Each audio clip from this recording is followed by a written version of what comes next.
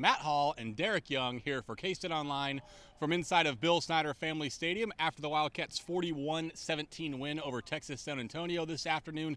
Derek, certainly a better effort from K-State. Just share some overall thoughts on the Wildcats today. They had better offensive play, and it probably starts and ends there. The offensive line, though not perfect, though probably still not where you want them to be as a unit.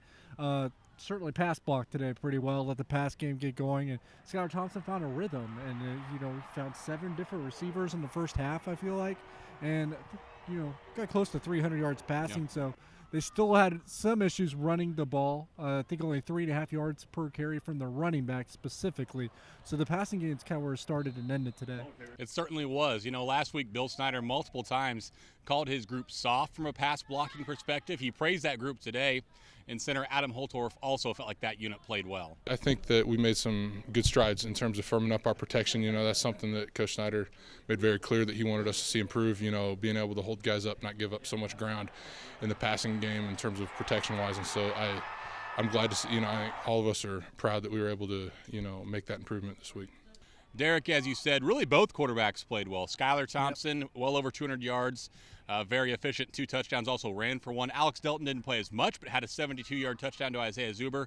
Obviously a much, much better day for those two guys. Yeah, it was good to see Alex Delton kind of be able to build on his confidence a little bit, because he's the one that's probably struggled the most between the two quarterbacks, and I think he had a 72-yard touchdown pass to Isaiah Zuber, so that certainly helps. He actually didn't run as well as I would have imagined against UTSA, but Skylar Thompson did.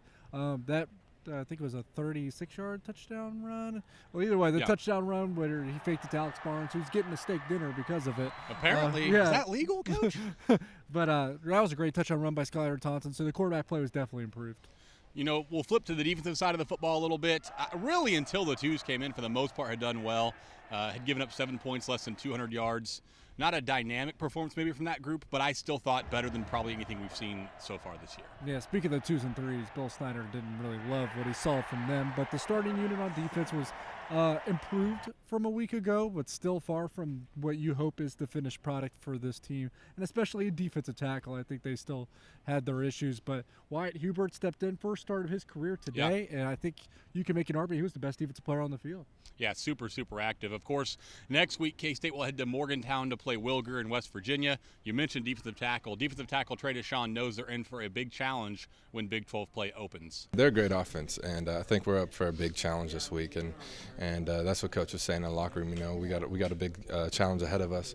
That's a great quarterback. He's up for a lot of honors, and some guys returning on the offensive line. I think we're excited as a defense, but I love playing in Morgantown. My redshirt freshman year playing there was definitely a good experience. And K-State will be in Morgantown next week to take on maybe the hottest team in the Big 12, or one of the top teams in the league in West Virginia.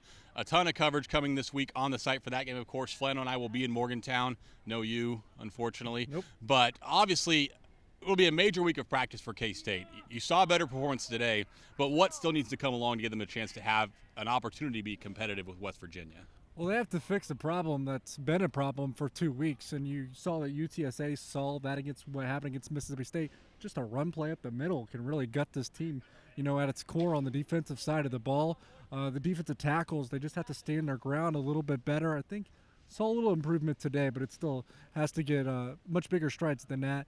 And then, hope to come out a little bit faster, just a little bit more fresh. West Virginia's not going to have played in 2 weeks. Absolutely. It'll be a tremendous challenge for K-State. But Wildcat fans, your team is 2-1 after a 41-17 win over Texas San Antonio. For Derek Young, Grant Flanders, Chris Nelson, I'm Matt Hall for K-State Online. Tell your friends.